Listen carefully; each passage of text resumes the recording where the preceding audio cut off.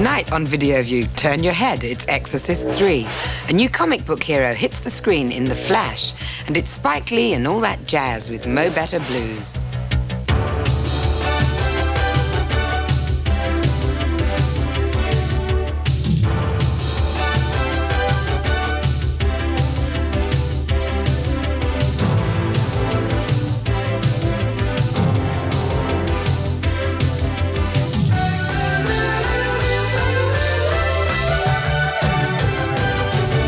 Hello and welcome. We've got bags more new releases for you tonight, including The Package starring Gene Hackman, the award-winning Handmaid's Tale, and a new comedy starring Kevin Kline. So without further ado, here's the first of tonight's videos.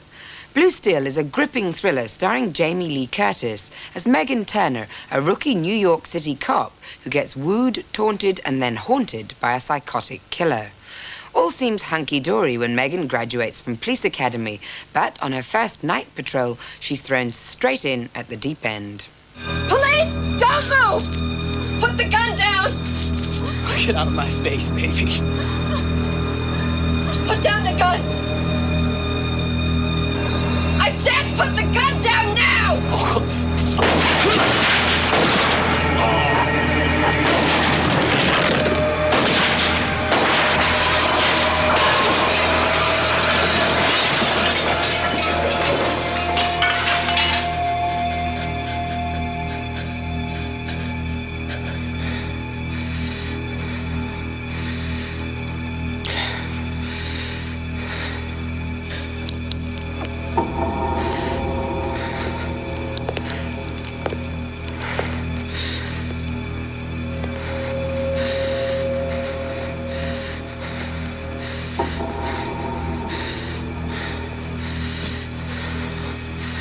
For Megan, it's a case of out of the frying pan and into the fire. The man who stole the gun is stockbroker Eugene Hunt, who is so impressed with Megan's killing and having the gun fall into his lap, decides to emulate her by killing indiscriminately, all the time using bullets with her name etched onto the casing. Her superiors suspect her of something because there was no gun found at the supermarket, and they block her way to arresting Eugene, even when she realizes he's the Magnum 44 killer. In this next scene, we see Eugene confront Megan's partner, Nick, who she's foolishly handcuffed to the car so she can kill Eugene herself.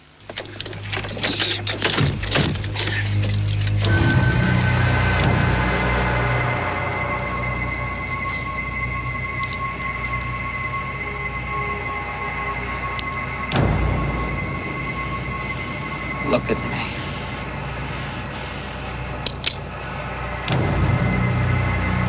Look at me.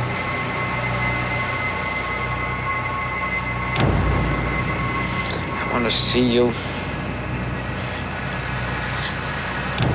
I want to see you see it. See it in your face. The reverence, the light, then nothing. Your time's just about up, pal.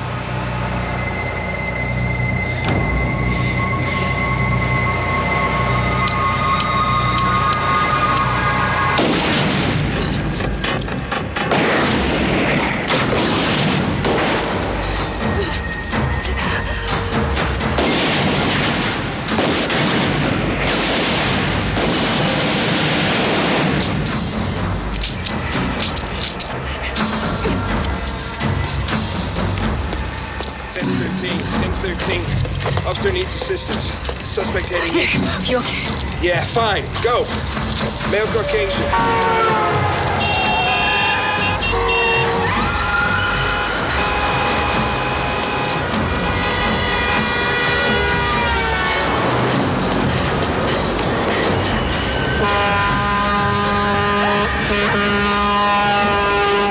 A close shave there for Ms. Curtis.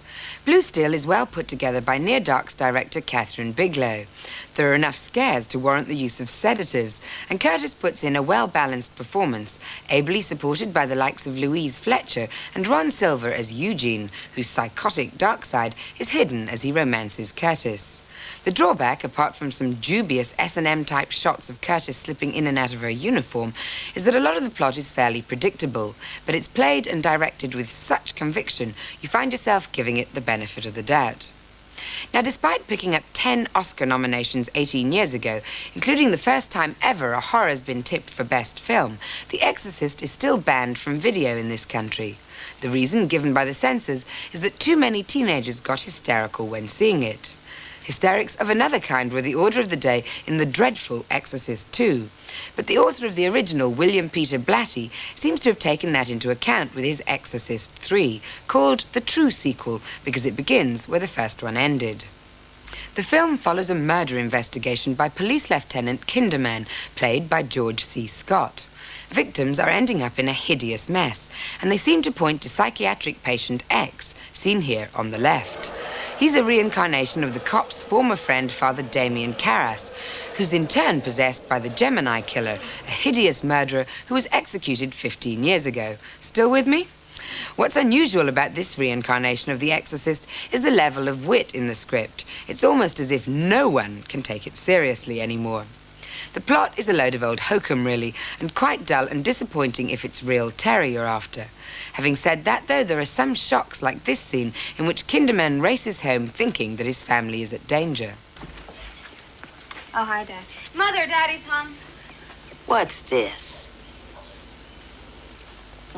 Billy, what's going on? Crazy, that's the only explanation. Well, you're honest. Let's start from the beginning. It's all right. No, it isn't all right. What's this nurse thing? What nurse? I'm so tired. Oh, hi, Stevie. Yeah, how'd it go? Julie! Daddy, I'm talking. Sorry, Steve, I missed that. Bill, what kind of a nurse is this? Yeah, what if I said? I open the door for the woman. Yeah, I can go out. She faints. And then when she wakes up, she says, "When is it bedtime?" Yeah. Anyway, okay. Please help me. Is it bedtime? So she's staying for dinner or what? It's okay, Daddy. It's okay.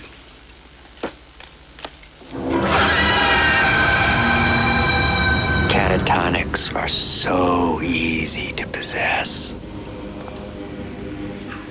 I've been waiting for you, Lieutenant. I wanted you to see this.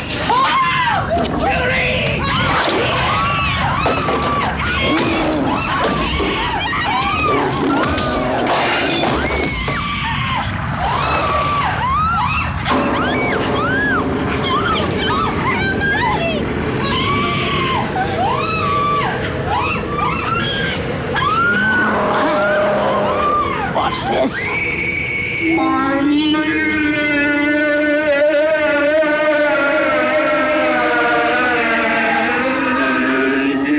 Not my cup of tea, that's for sure. It's like when the Jehovah's Witness calls round after a heavy night out. Seriously, though, it's interesting to note that the first government ever to ban The Exorcist was that of Tunisia in 1975. The grounds? Unjustified propaganda in favor of Christianity. I wonder where that leaves our censor.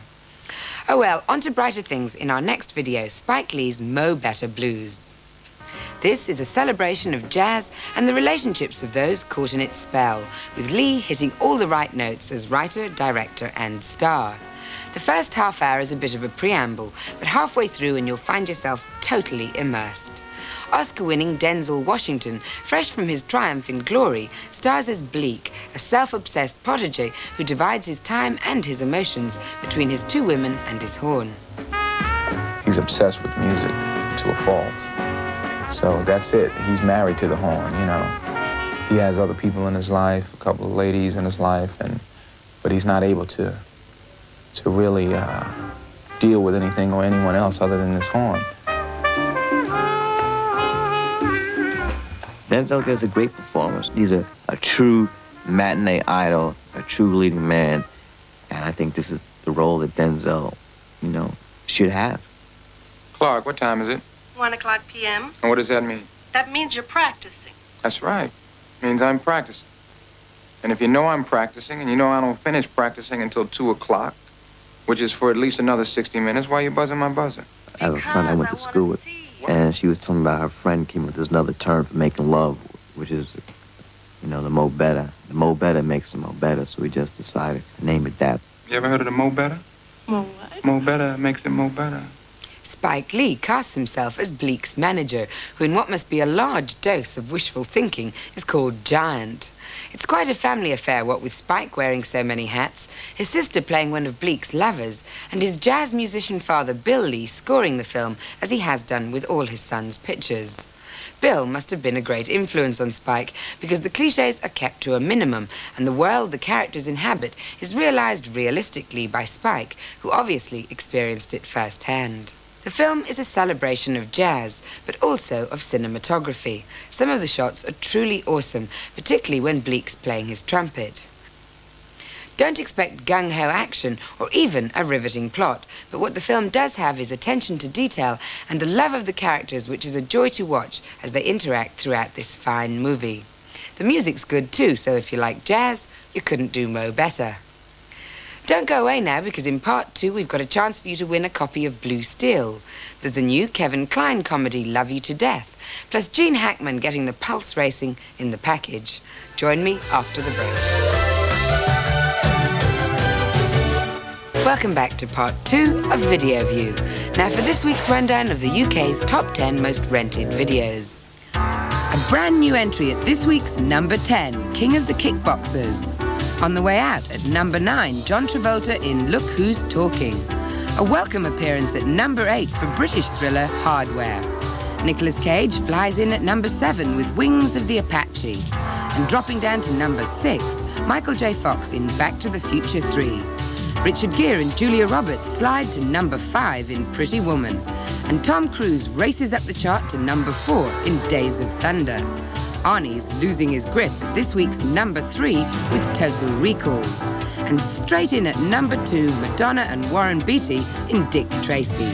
But this week's number 1 for the 3rd week running is Bruce Willis in Die Hard 2. Hello again. We start part 2 with yet another hero taken straight from the pages of a comic book and brought to life for the silver screen. The Flash is based appropriately enough on the DC Comics character of the same name, a superhero who can walk faster than a speeding bullet. The film starts with police forensic scientist Barry Allen trying to track down the Dark Riders motorcycle gang who've held the city to ransom when this happens.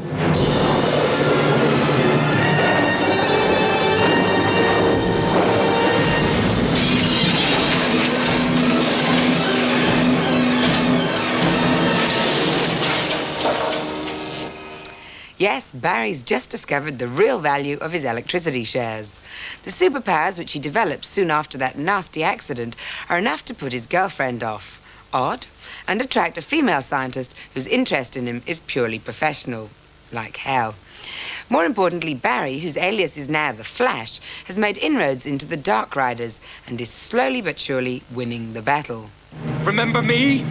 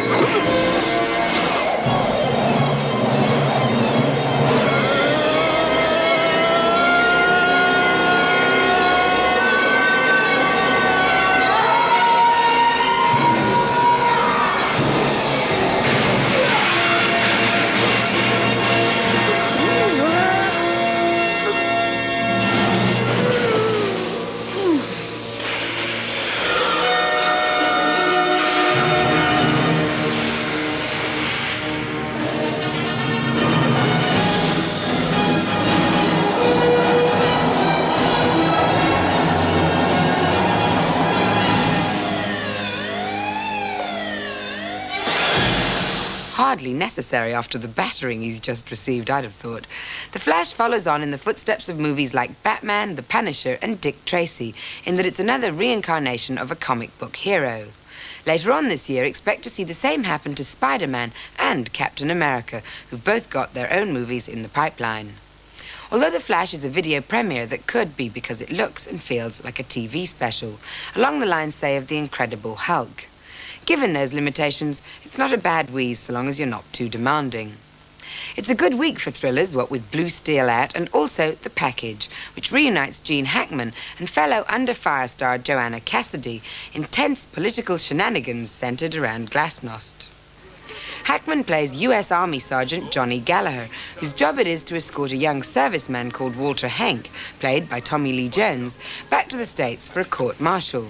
Hank's been arrested for a disturbance in Berlin where a historic disarmament conference is taking place, and Gallagher gets the short straw in taking this package, as Hank's called, back home. No, he kept busting off about our advisor policy in Central America. I told him he hadn't been there. I didn't want to hear anymore. He kept talking. I dropped him. Why don't you just walk away? You didn't get them stripes from walking away, did you, Tom? There you go, Sergeant. His name is Hanky. Here's his papers. You got orders, per diem, and tickets in there. You got a MAC flight out of here, commercial out of Frankfurt. Turn him over to the Provost Marshal at Belvoir. He's all yours. Yeah. Hey, give me the keys. If I were you, I'd keep the cuffs on there, Sarge. You ain't him. Jimmins. Hey, leave it alone. Forget it. Anytime, Hanky. Hey,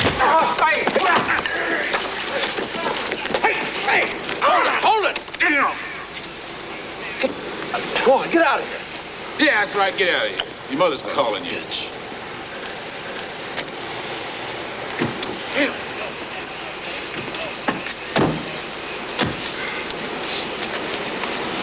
This being a political thriller, you know it's not as simple as that.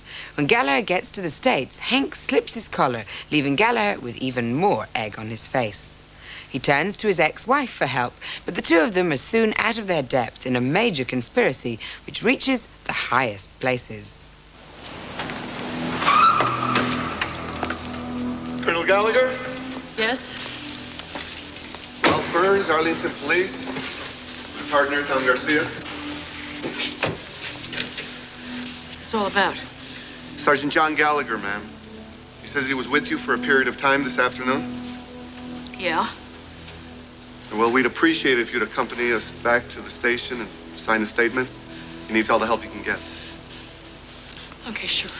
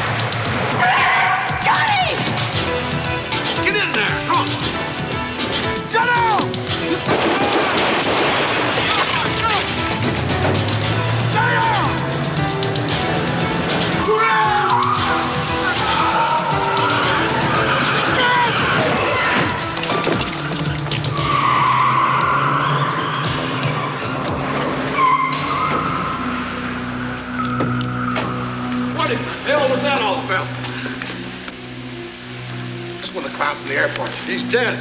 Johnny, I'm parked over here. Okay. Get out of here, Martha. What do you mean? I'm not leaving now. Hey!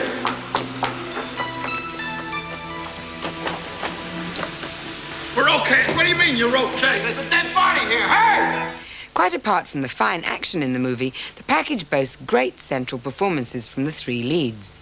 There are red herrings galore, some good twists, and all in all enough to make this a cut above the average Cold War thriller. Now, I like a bit of romance. I love Italians, and I love pizzas even more. But I wish I could say the same about Love You to Death, a new comedy from Big Chill's director Lawrence Kasdan. This time he's taken on a quirky romantic comedy and reassembled some of the cast of his previous hit. Kevin Kline, for example, takes the lead role of pizza parlor owner Joey, whose philandering forces his wife Rosalie, played by Tracy Ullman, into trying to kill him, aided and abetted by her Yugoslavian mother, played by Joan Plowright. The problem is the two women are completely inept at the task in hand. Wait, it's not me. What's What's wrong? What are you doing? Going to work. No, wait. What's the matter with you? You never go to work together. So today we go together. I didn't like the way my car sounded this morning, so would you take a look at it for me, Mama? You got It's very bad luck for man and woman to go together in car on Wednesday when it's raining. It's raining, so what? It's wet. Rain is always wet. The streets are wet. Mama, Nigel, what are you doing? What's the matter? What the hell is wrong with you? It's Wednesday. You mind? We gotta go to work. Traffic is always very bad on Wednesday, especially when the streets are wet. You want me to stay home because of traffic? I want Rosalie to stay home and help me with the house cleaning. House cleaning. I got work to do. No!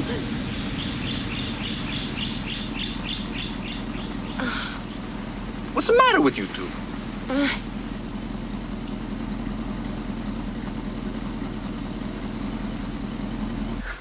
Why didn't you tell me you were going to blow up the car? Well, I thought it would be a nice surprise for you. The first half of Love You to Death is promising, even pretty good fun. But where it falls down is in trying to make what is essentially a macabre and truly pathetic tale into a knockabout comedy.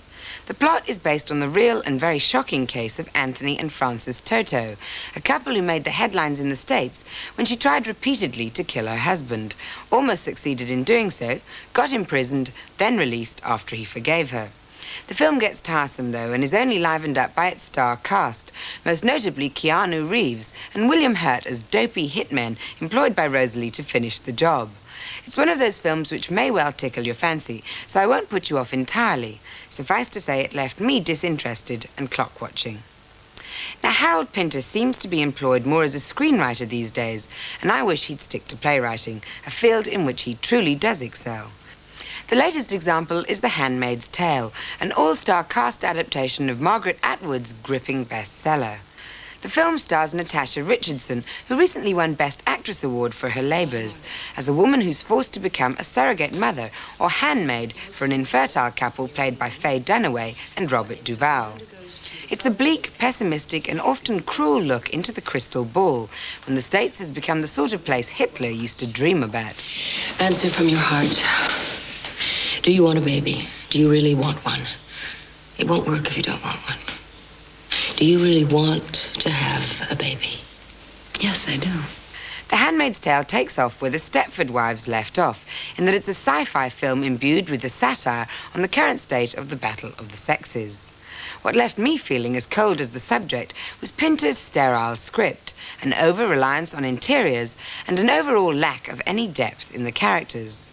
It's a stilted film which, despite some excellent performances, most notably from Duvall, relies more on being clever than it ought to have done. A classic case of nice idea, shame about the realization. And now we come to tonight's competition, in which we've got 10 copies of Blue Steel to give away to the first correct entries to this question. The director, Catherine Bigelow, made a bikers movie with which male star in the lead? Was it Willem Dafoe, William Devane, or William Peterson? Send your answers on a postcard or the back of a sealed envelope to Video View, P.O. Box 1932, London NW8 6EY. Alternatively, you can ring our competition hotline, the number of which is 0898 664360. Remember, only one competition, please, per entry, and it's important to state which competition you're entering. Well, that's all we've got time for tonight. Remember to tune in next week when we've got 2 of this year's most eagerly awaited sequels, Another 48 Hours and Gremlins 2. We'll also be talking to Anne Pariot, the very beautiful star of the French thriller Nikita. All will be revealed next week. See you then, and good night.